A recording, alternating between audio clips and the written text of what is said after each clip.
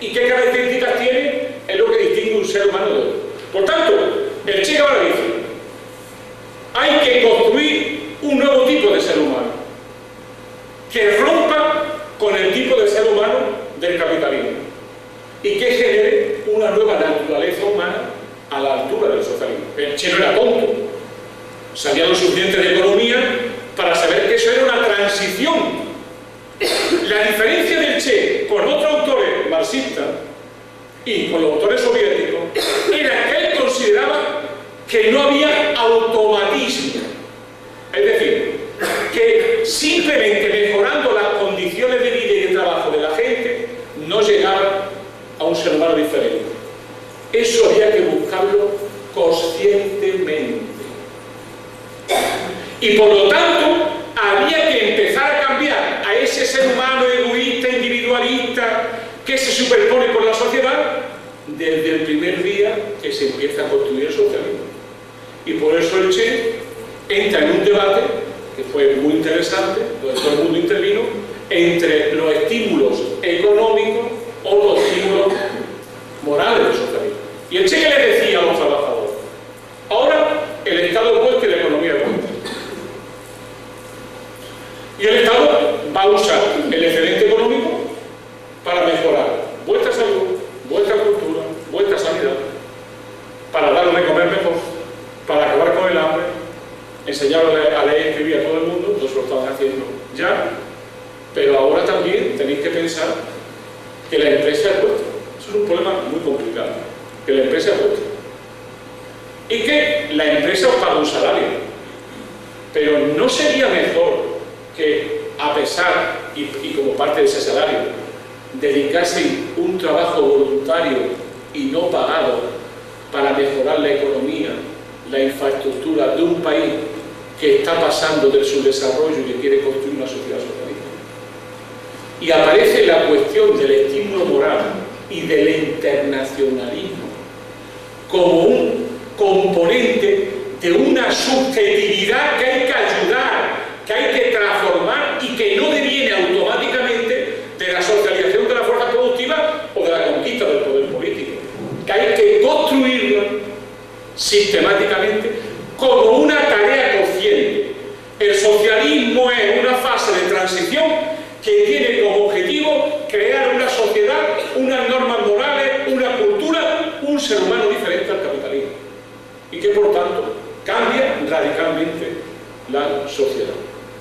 Esa es una aportación, un debate que yo creo que ha caracterizado mucho al Che Guevara, que ha caracterizado mucho a la economía cubana, al menos antes del desastre del 89, y que nos señala a todos un elemento que yo creo que es fundamental en un momento, como dice el título de esta charla, que tiene que ver con el socialismo del siglo XXI.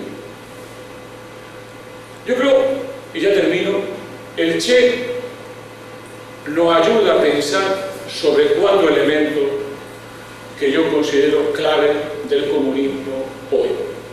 Hoy, cuando no hay comunistas, o apenas lo hay, hoy cuando llamarse comunista, no sé si es peor que te consideren más viejo que la tota o que simplemente te insulten llamándote comunista, como ya hay muchos, ¿no? Y además a mí me insultan llamándome comunista hasta en Izquierda Unida, por lo cual tiene mucho más mérito. Desde ese punto de vista, el Che representa 4 elementos que yo creo que deberíamos de reflexionar mucho en esta agrupación de Dolores Lavella.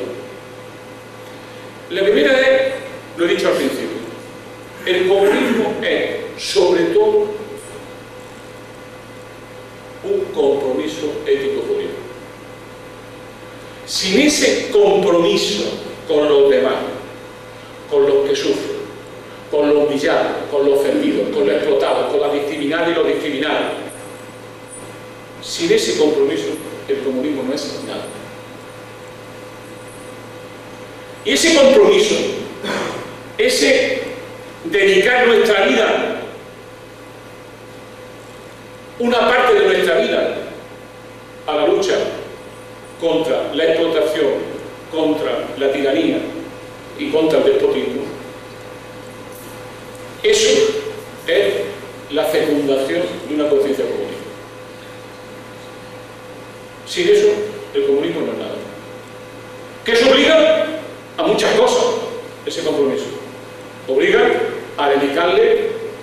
tiempo a la revolución, tiempo al trabajo voluntario, tiempo a dedicar mucho trabajo voluntario para poder hacer esta tarea que la hacemos contracorriente, porque los poderes reales que van desde el poder de dinero a los militares pasando por la televisión, lo que quiere es reproducir el átomo del capitalismo, que es un ser humano individualista que responde a los intereses de la competencia, de la competitividad y del libre mercado del capitalismo.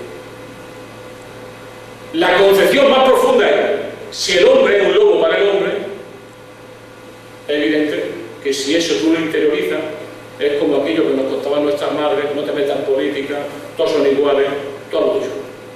Ande caliente y piensa la gente. Esa historia se rompe con un compromiso ético-político, que por cierto no es solo de los comunistas. Hay mucha gente, católica, cristiana, de todos lados, que tienen ese compromiso y que lo ejercen. Pero sin ese compromiso no hay comunismo, te vale. Y ese compromiso es diacrónico y sincrónico, es decir, es en el tiempo y en el lugar, porque es también un compromiso con la historia del pasado del ser humano, con la historia de los vencidos. La historia siempre es la historia de los vencedores, y malo es, como decía un viejo alemán que se suicidó en Portbou, malo es que la izquierda tome nota de los vencedores pensando que es su historia.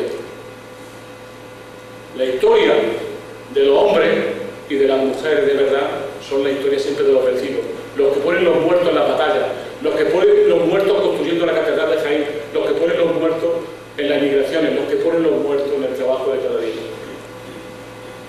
Y por tanto, es una negativa, un compromiso ético con la memoria de la pasión del sufrimiento de los seres humanos, con la memoria pasión de los seres humanos. Pero es también un compromiso con los desheredados de ahora, con los vencidos de ahora, con los derrotados de ahora, que llegan en las pateras, que se quedan en ellas, o de tanto de nosotros que sufren miseria, explotación y desarraigo, sobre todo desarraigo. La segunda cuestión es muy simple. El comunismo moderno, el comunismo que cabe referenciar a Marx, es un comunismo que parte de una idea: que el mundo, para transformarlo, hay que interpretarlo y conocerlo. Es un realismo revolucionario.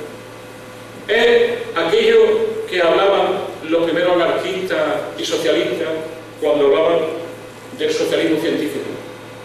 El marxismo aportó eso, esa aspiración en cada momento de basarse en el pensamiento racional, de convertir la pasión en un razonar, en un actuar,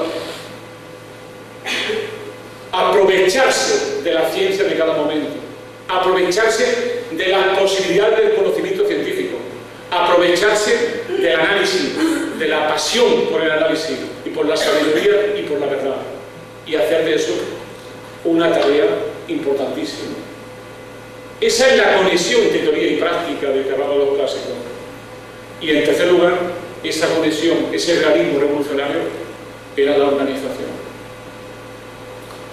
No la organización, sino la organización. El saber que solo ser útil, solo ser capaz de luchar